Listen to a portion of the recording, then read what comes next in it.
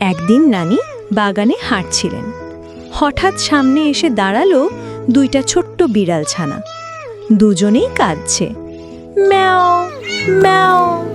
একটা বাংলাদেশের আর একটা ইন্ডিয়ার।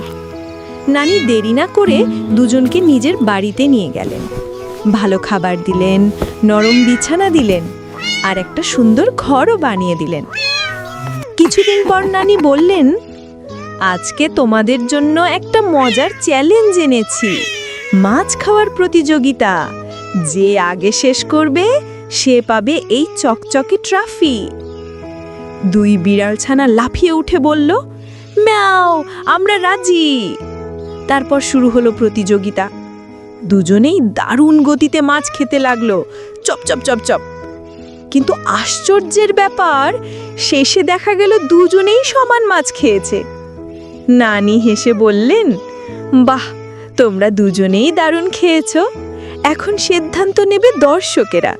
বাংলাদেশিরা লাইক ও সাবস্ক্রাইব করবে, আর ইন্ডিয়ানরা কমেন্ট করবে। দেখি কার জয় হয়।